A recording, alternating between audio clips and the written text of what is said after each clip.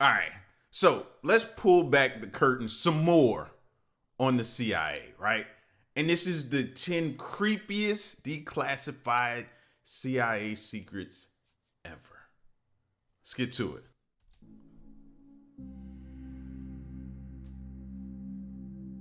In recent years, the CIA has declassified many of its documents that were once kept secret from the public, and have given us an insight into how the agency functions and the operations that it's conducted in the past. While some of these documents are rather mundane, others contain some very interesting details about missions that were once nothing more than rumors, but that were then proven to have actually taken place. Number 10. Being a spy must be a very stressful job at the best of times, but spying on the enemy during wartime must be even more harrowing. Any spy that's caught during such times will likely be subjected to hours of interrogation and mistreatment, as the enemy... How do you even sign up for that, knowing what the end results could possibly be? Right? If you get caught, you know what it is. You know they're probably gonna act like they didn't know you, they didn't know nothing about it. You're gonna be on that island by yourself. And you know what they're gonna do to you. I don't see how you sign up for that. Enemy attempts to extract as much information from them as possible. To avoid this, governments around the world are continuously working on and designing equipment and tricks that can help their agents fly under the radar, some of which seem preposterous at first, but have proven to be very effective. One way that spies during World War I managed to keep information secret was with the use of invisible ink, something that most of us would have thought either didn't exist or was reserved for the ad sections of comic books back in the day. But 6 files that have been declassified by the CIA have shown that invisible ink was indeed used during the war, and that agents also used some other very unusual techniques to convey messages back and forth without getting caught. Not gonna lie, that's pretty clever. Didn't see that one coming to start us off. That's pretty clever. Invisible ink. Who would think to look for that? These files are among the oldest to ever be made available to the public, and they detail not only when to use the ink, but also include a recipe on how to create it while out in the field. One paper that dates back to 1914 contains a formula, written in French, that was believed to have been used by the Germans during the war, and another from 1918 includes certain chemicals that can be used in what it refers to as secret writing. This includes ways to conceal messages that were meant to be passed to fellow agents, such as hiding messages under postage stamps that were then attached to an envelope. It would later be removed and the message could then be read. It was also suggested that they could engrave messages into their toenails or hide them in capsules that looked like any other that would be given to a patient while receiving medical treatment. As for the invisible ink, chemists who created the recipes often warned agents that it contains chemicals that could be strong enough to erode metal pens, and so they suggested that agents write their messages with a quill instead. One of the recipes reads as follows. The agent was to take a tablespoon of starch, which they would add to water before boiling it. The mixture would then be allowed to cool before about 1/3 ounce of nitrate of soda was added. A handkerchief would then be soaked in this mixture, and again it would be left to dry. The agent could then carry the handkerchief with them, and when they needed to relay a secret message, they could drop it into a glass of water, with the result being invisible ink as the chemicals are released into the water. But the agent receiving the message wouldn't be able to read it at this point. To do this, they needed to add iodide of potassium to the paper on which the message was written, and the script would then be revealed. Once this was done, the message could easily be destroyed just by lighting it on fire. These invisible ink recipes are no longer used in this way, not only because they're known to just about everyone, but also because more advanced types of inks have since been designed. Number 9. See, that just goes to show you, things are never what they seem. So now you got me thinking in my mind, okay, am I passing by something that could be a signal to a spy? Maybe that billboard that we pass by on the highway every single day and stop looking at it after a while. Something's placed up there to signal to a spy some information. Like, things are never what they seem these days. And that's going to mess your head up because now you're going to be like, man, what could it be?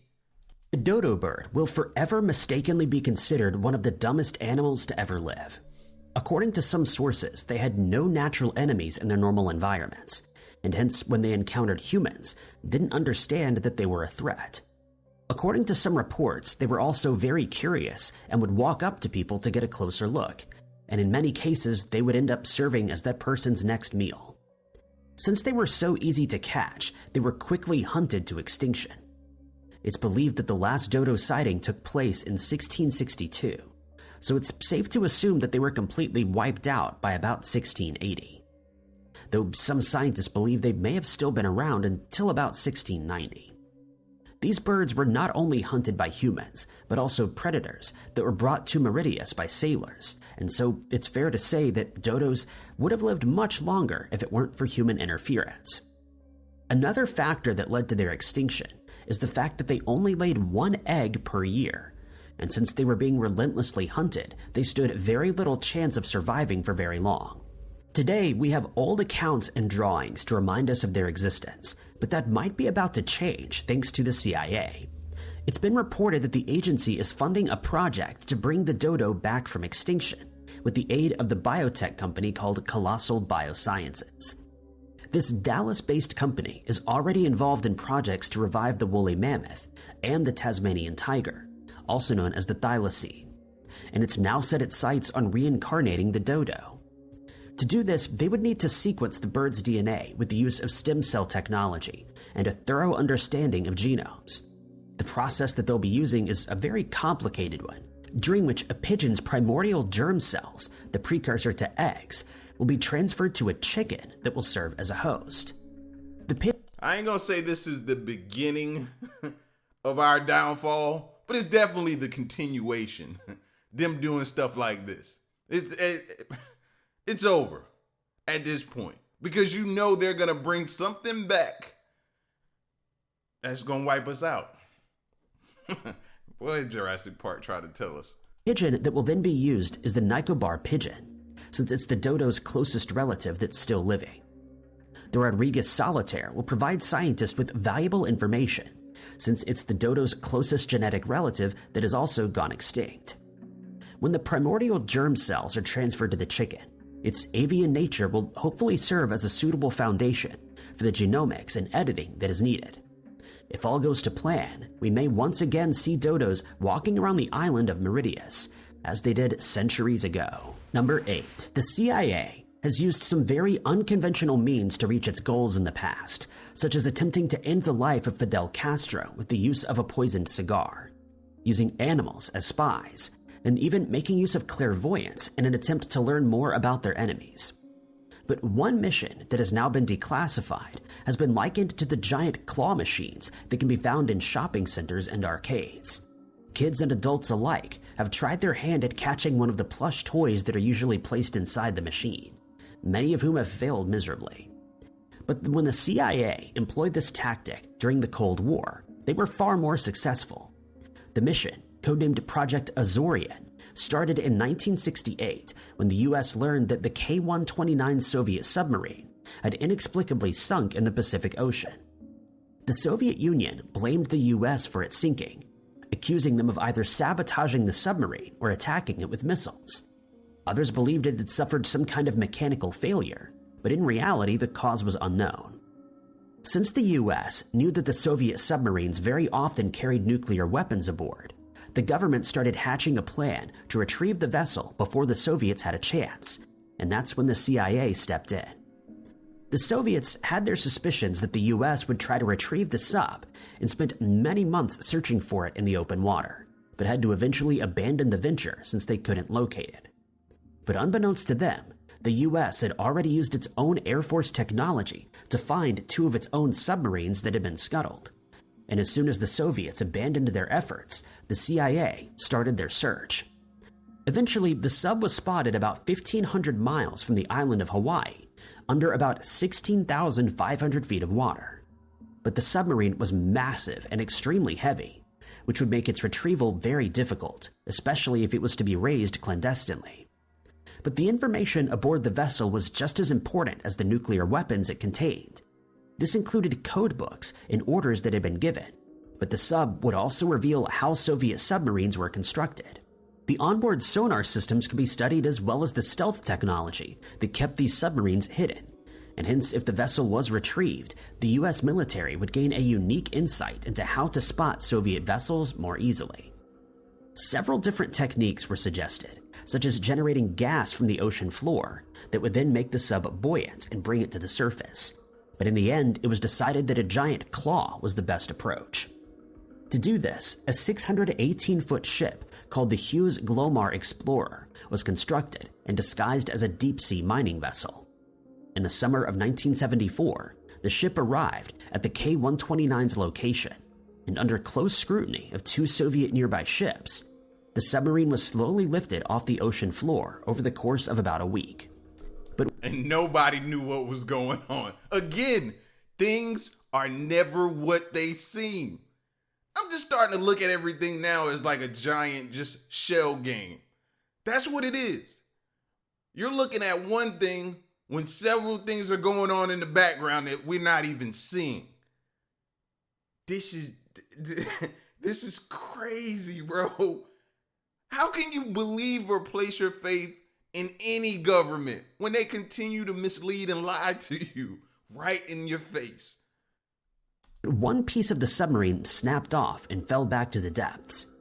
Many people consider the operation a failure due to this, but since it was never revealed what was discovered in the salvage parts of the sub, there's no way of telling whether the project was worthwhile or not.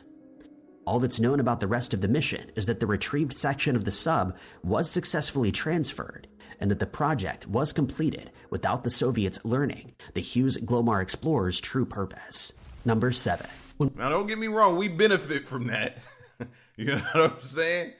The information they probably gathered or retrieved, we benefited tremendously. Especially if we go to war with them.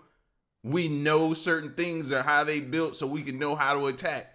So yeah, but that still doesn't negate the fact that they be lying to us and playing this shell game in our face. When we think about spy and secret agent movies, such as James Bond and Mission Impossible, many of us will immediately remember the strange and intriguing gadgets that they use to confuse their enemies. Most of these devices exist only in the realm of fiction, since we either don't have the technology to produce them, or they'd be completely impractical out in the field. But thanks to declassified CIA documents, we know that they once worked on a tiny robot dragonfly called the Insectothopter, which was used as a piece of spying equipment. The Insectothopter was developed during the Cold War, specifically in the 1970s, and the decision was made to fashion it after an insect, since no one would suspect something like a dragonfly to actually be a listening device. Those in the know state that it looked a lot like a common green darner or a blue-faced dragonfly. The wings, thorax, and head were all built in perfect proportion, and at first glance, no one would suspect that it was anything other than a passing dragonfly. This was the first time that the US government dipped its toes into the world of miniature robotics, made possible by the fact that the microprocessor had just been invented, with the first working example being released to the public in 1971. Following the Cold War, the existence of the Dragonfly was revealed, but the details of how it was built and what it was used for were never made public. To get these answers, John Greenwald, who runs an anti-secrecy website, asked that the documents relating to the bug's construction be released via a Freedom of Information request. His request was granted in 2020, when he received a stack of documents that had been declassified. They showed that the CIA had planned to build an insect listening device that could fly about 650 feet from its operator, and the Dragonfly was found to be the best choice, thanks to its aerodynamics. To replicate the flapping of its wings... Now, back then, you'd probably be like, okay, if you would have figured it out. That's only if you'd have figured it out. You'd be like, okay, I know whoever's controlling this Dragonfly has to be close by. These days... man, they probably can do it from a remote location so far away that you never know. So think about that. And also think about the next time you're outside and you're spraying bug spray, you're like, oh, these bugs just won't die. Think about, they might be listening devices. That's crazy. A liquid oscillator was used to reach the 1800 beats per minute that a normal dragonfly achieves during flight. but the tiny machine had to carry a load of at least 0.2 grams, which they then achieved by adding a backward exhaust system that provided more thrust. When it was completed, the robot weighed less than a gram. Its eyes were constructed of glass retroreflector beads that would reflect light back to the operator. Vibrations in this beam were then analyzed, and the noises that created the vibrations could then be extracted as sound, such as secret conversations. But because of the robot's small size, they couldn't use a radio control to guide it, and instead they turned to a portable laser unit called Roam. It would send out an infrared laser that would heat a metallic strip, allowing the exhaust to be opened and closed. Another laser would then steer the Dragonfly like a rudder and throttle, but it could only be airborne for about 60 seconds. Unfortunately, after spending $140,000 on the project, it was found to be unfeasible, since the robot couldn't hold up even against moderate winds, and since the operator had to keep a laser trained on it at all times while it was in flight, it was found to just be too impractical. Number 6. Now it's scary to even think about what all could be a listening device. You think about a dragonfly, you think about an actual fly, you think about a bird, right? Things that get up close to you, right? Ants, things that you would see and you wouldn't think twice about. All could be listening devices. You see an ant hill. You may be the type of person that destroy them. You might be the type of person just let them be. Could be something there. Like all of these things, man. The Second World War finally drew to a close in 1945. The world had become a very different place. Economies were in ruin. Entire villages and towns had been leveled. And all over the world, people were starving since all of their resources had been destroyed.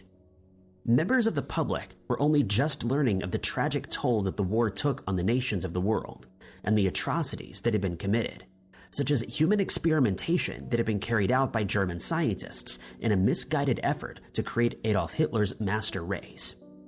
But just 10 years later, the US would become embroiled in yet another conflict, the Vietnam War, which was waged for 2 decades from 1955 to 1975. During this time, the Phoenix program was developed, which sought to obtain as much information on the enemy, the National Liberation Front, or Viet Cong, as possible. The program was first established in 1976, and while these types of missions are usually reserved for highly trained intelligence agents, the Phoenix program utilized police officers, military intelligence, and agents who'd been engaged elsewhere. But not just any member of the enemy was targeted. The operation sought to extract information from high-value targets, and to do so, they had to employ some very risky strategies, such as sending plainclothes officers to work with CIA agents in enemy territory. But not only US citizens were used in the operation. Police forces from Vietnam, Latin America, and other countries were taken to a secret training facility in the US, specifically Washington, and there they received harsh wartime training. They were taught how to integrate an enemy that refused to divulge any information, in some cases by any means necessary. Since the Viet Cong were known to be especially brutal when interrogating prisoners of war, the CIA station chief in Saigon, Peter de Silva, decided that the CIA should turn their very own tactics against them, and Operation Phoenix was born. While many of the techniques that were used are too brutal to mention here, it's suffice to say that many soldiers who were taken prisoner by the US provided them with a wealth of information, but only after hours of intense interrogation. Some prisoners were taken to the Bien Hoa Mental Hospital in Saigon, where they were subjected to experiments concerning the alteration of human behavior. By 1972, Vietnam police forces had become an integral part of the program, and hence the US operatives who were involved could be brought home. By all accounts, the Phoenix program had been a success, and it played a major role in shortening the war, along with anti-war movements that were taking place in the US, and ultimately the Paris Peace Accords that were signed in 1973. Number 5. There's no doubt that the CIA has been involved in some very questionable missions in the past, but many people feel that Operation Sea Spray, which took place in September of 1950, is one of the most objectionable, since its effects are still being felt in the US today. At the time, many countries around the world were becoming ever more concerned about the use of biological warfare, since much was still unknown about it and the effects that it would have on any area where it was used. Studying these effects was problematic, since these weapons couldn't be deployed just anywhere, and surely no country would consider using them against its own citizens. Or so it was thought, until documents released by the CIA revealed that this was indeed done. The US had started experimenting with different types of bacteria that could be used as biological weapons. They needed to learn how the bacteria would spread, and at first the bacterium was intentionally administered to military personnel and their families who lived on military bases. While this did give them some information, the sample sizes were not large enough, and so the military devised a plan to infect more people so that more accurate data could be received and analyzed. Hence, Operation Sea Spray was born. To administer the bacteria, a Navy ship was docked off the San Francisco coast, and with the use of massive hoses, bacteria were sprayed into the air. Since San Francisco is known for foggy conditions, the military wanted to find out how the fog would affect the spread of bacteria. It could either help the spread far and wide or hamper it, and the best way to find out was to simply test the theory practically. As it turned out, the fog helped spread the bacteria, and it's believed that as many as 80,000 people were infected over a 2-week period. The bacteria was known to produce a red pigment, and it could be tracked easily. But there was one problem. At the time, that specific bacteria was thought to be completely harmless. It lives in the soil around us, and hence was believed to be no threat. But it resulted... You know what? Y'all are right. Y'all are right. Because it makes you look at all of these different sicknesses and new sicknesses that occur each year, ever so often. And we'd be saying, like, where's this stuff coming from? Is it created? It's like, bro, we're expendable. And they just be experimenting on us. Let's see how this will affect people. We need to know. So it's harmful. Oh my gosh. No, it's not. Well, it's not going to harm. Oh my gosh. They found out now it's harmful. It's spreading. It's getting to people. They're affecting. Okay. What do we do? What do we do now? We can't let them know or trace it back to us. We'll just call it something new. Some kind of new sickness or variant. Ruthless, bro. Ruthless. Places we call home are doing this to us. Resulted in at least 10 people being hospitalized with terrible urinary tract infections and at least one person losing their life. Research that's since been conducted shows that this bacteria can cause serious infections to the urinary tract and respiratory tract, and if it isn't treated quickly, it could result in pneumonia and even a loss of life. There's no doubt that this was an objectionable project, but declassified documents showed that this wasn't the only instance where the US employed this tactic. New York, Washington, D.C., and other cities around the country were also infected with different bacteria and particles. In one such operation, zinc cadmium sulfide was released into the air, which is known to cause cancer. Having learned as much as they could in the US, the CIA then carried out similar experiments in other countries around the world. A ship was used to spray bacteria over Dorset in England, so that its spread could be tracked under different conditions. But it was not just the US military that was using these dubious techniques. The UK military also carried out more than 100 similar experiments, sometimes spraying chemicals over massive parts of England to study the effects that they had on their own citizens. Number 4. CIA. This just makes you want to stay in the house as much as possible, bro. Because when you think about it, when things happen, they tell you to what? Stay in the house, don't go outside. Most of the stuff we contract is when we're outside amongst each other, breathing in whatever it is they're putting out. It makes you want to stay in the house, don't it? That seems like to be the only chance of survival we have, staying in the house. Operatives are highly trained individuals who can make very important decisions at a moment's notice and under very high-pressure situations, such as having their cover blown while in a foreign country. But when an average member of the public is recruited to work with such an agency, they're usually ill-equipped for the job, since they didn't receive the same training and aren't used to working under such stressful circumstances. What was needed for these instances was some kind of training manual, and in 1944, the Office of Strategic Services, the precursor to the CIA, created such a manual called the Simple Sabotage Field Manual. At the time, the manual was kept secret, but it's now not only been declassified, but is also available for purchase online. The manual was given to operatives who were working abroad and was meant to be given to any citizen that the agent had to train quickly when faced with a difficult situation, such as being surveyed by the enemy. In most cases, agents would approach members of the public who were already part of a resistance and who'd already started carrying out sabotage operations, but who lacked the training to make a meaningful impact. It was found that these citizens were often overconfident in their limited abilities, too lazy to complete a mission properly, or didn't take the necessary care when conducting their sabotage missions. The manual sought to make use of these traits, and one section reads, quote, "Purposeful stupidity is contrary to human nature and requires a particular set of skills. The citizen saboteur frequently needs pressure, stimulation, or assurance, and information and suggestions regarding feasible methods of simple sabotage." Basically, this is a person right here who we can probably control and manipulate. They're giving off all the traits and signs that we like in our candidates. Perfect. Overconfident. Oh, they're overconfident. Yeah. Bring that person. Bring them to me. I can use that person. Wow. Wow. It also contains a detailed list of instructions and tips on how an agent can quickly train a member of the public while taking care not to get caught in the process of sabotage. And according to the agency, it was very successful. It suggests that when an enemy is making certain plans, the recruited citizen should insist that every step of the process be filtered through official channels, which will ensure that it takes much longer than is needed. When discussing these plans, they should drone on about their opinion, and if possible, add in some stories from their own life.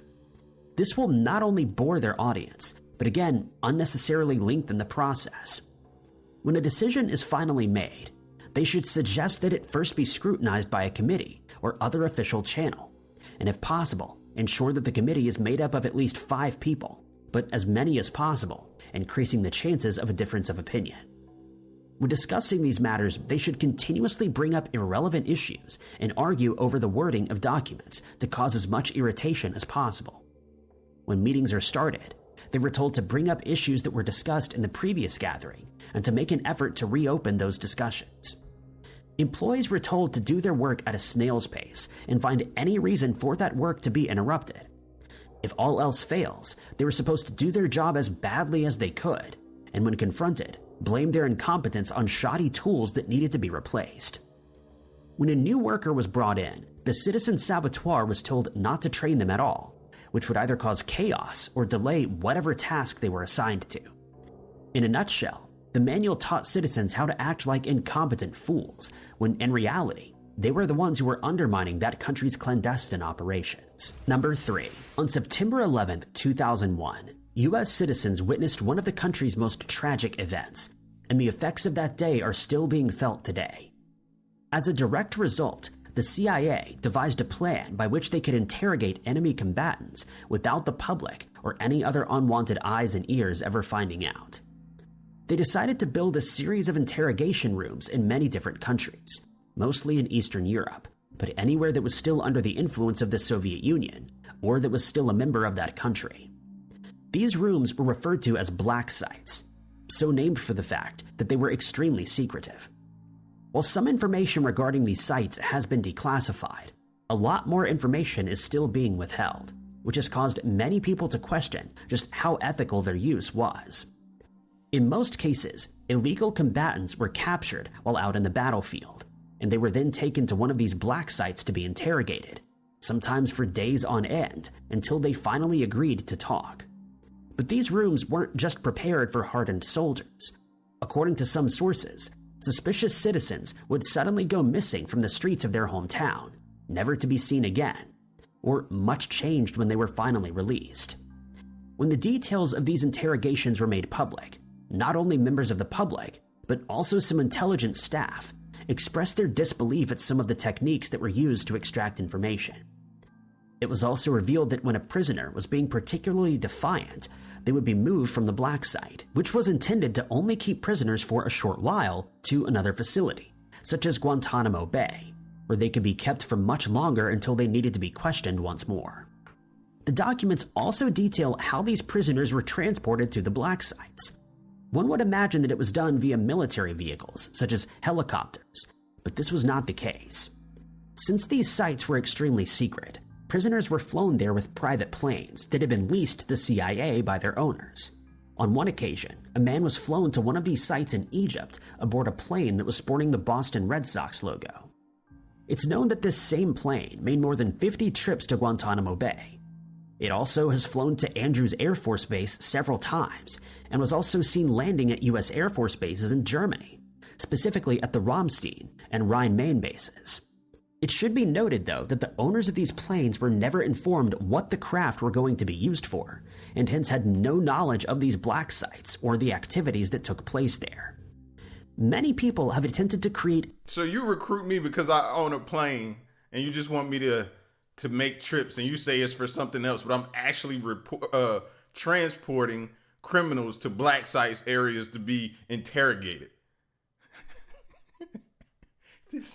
You can't make this. You have no clue of what you're involved in, but you think it's something else because they told you it's something else.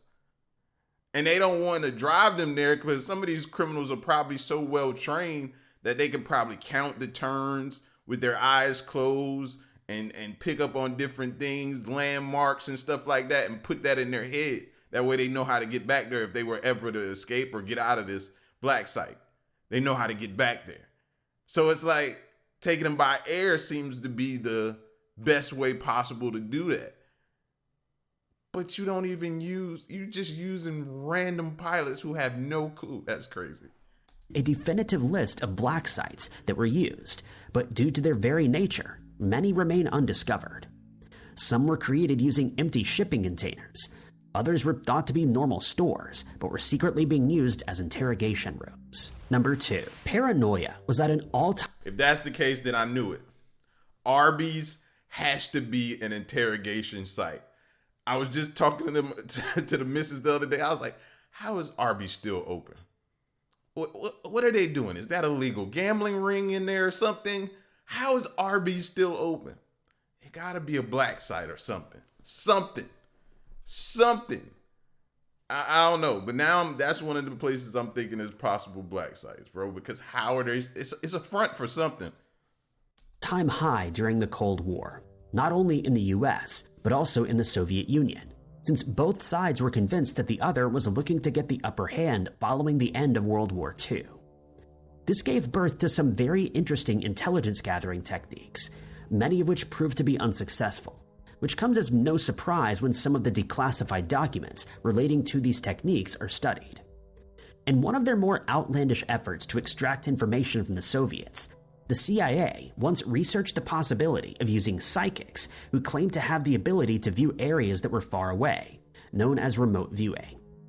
The effort was codenamed Project Stargate, and the first of these studies was proposed by Hal Puthoff and Russell Targ, a pair of physicists from Stanford Research International Laboratories, which is located in Menlo Park, California. Some of the activities that took place under this project were declassified by the CIA at the end of the Cold War, and since then, many people who were involved in the project have written about their time there, but added that they were not allowed to include some of the more sensitive details.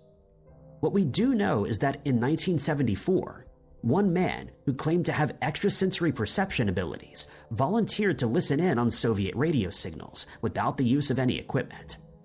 He was given the opportunity and claimed to have located a listening post, to which he then provided very specific coordinates. He also described the area where the post was located as inundated with brush and tundra-like ridges. He added that the ground sloped to a marshland to the north, and that to the west he could see rivers and mountains. He then saw an underground facility that was constructed of reinforced concrete and steel roll-up doors. The post also had helipads, rail tracks, and a radar installation, according to his visions. When this revelation was checked, they were found to be completely accurate. Then, the time came for the first operational viewing assignment to be carried out. A man named Patrick Price was asked to remotely obtain information on an underground Soviet site known as Peanuts. The CIA had obtained satellite photos of the site and had their suspicions that it was being used by the military in that country, but had no way of gathering more information, and so Pat was recruited since he claimed to have the same special abilities. He was provided with the site's location and was only told that it was being used for research and development. The CIA knew that a multi-story crane and some oddly shaped structures were present at the site, and if Pat was able to see these remotely, he could have proven his abilities. He immediately started describing the site, stating that he could see a massive crane moving back and forth, and that it was connected to a track on each side of the facility. He added that he had never seen such a machine before, and then started producing drawings of the crane and several compressed gas cylinders that he had noticed. CIA agents checked the satellite photos and quickly identified the cylinders that he was talking about. He then described seeing workers constructing a huge metal sphere and added that they were having trouble welding it together due to the welding material's high temperatures. It would later be discovered that the workers were in the process of constructing an atomic weapon, and that the sphere was used to store energy that was produced by pulse power generators. Many other remote viewers gave similarly accurate reports, but Project Stargate was eventually shut down in 1995, when the CIA decided that it didn't actually have any merit at all. Number 1. Operation Red Sox is believed to be one of the very first covert operations to take place following the outbreak of the Cold War. Launched in 1949, Hungarian and Czech pilots would fly C-47 planes close to the surface of the Black Sea, after taking off from Central Europe to avoid being detected by radar while heading to Ukraine. Once they reached the city of Lviv, paratroopers would descend to the ground in an operation that's now been dubbed one of the US's biggest failures in all the years that the Cold War was ongoing, Operation Red Sox. The plan was that once these soldiers were on the ground, they would locate and connect with members of the Ukrainian resistance that were opposed to the ever-growing Soviet Union. Once they were settled into the country, the soldiers would then obtain as much information as they could gather and feed it back to the US via radio communication. They were specifically tasked with gathering information on the Soviet Union's activities in Eastern Europe, and the hope was that this intel could be used to either slow its spread or to help dissolve the Soviet Union altogether. It ended up being one of the largest covert operations to be carried out during the Cold War, and it lasted for a full 5 years, but it wasn't without its problems. In fact, declassified documents show that most of the operation was a failure, and that it cost many soldiers and agents their lives. Fast forward to today, this didn't really age well at all, to be honest, exact. Statistics show that as many as 75% of the soldiers who invaded Ukraine during the operation were either tracked down quickly or captured as soon as they hit the ground. They were then taken to secret locations where they were interrogated, and in many cases, they were never heard from again. To make matters worse, their handlers were none the wiser to the fact that they were being captured, and for the next 5 years, they kept sending agents to Ukraine, many of whom never returned. In some cases, their handlers simply refused to believe that the agents were being captured, while others received spurious information from the Soviet Union, and so they continued sending agents to that area. All in all, 85 agents made the trip to Ukraine, of which only 21 returned. The operation's failure was masked by more successful missions that were being carried out in other parts of the world, and it wasn't until the late 1990s that the public learned what had really happened when documents relating to Operation Red Sox were finally declassified.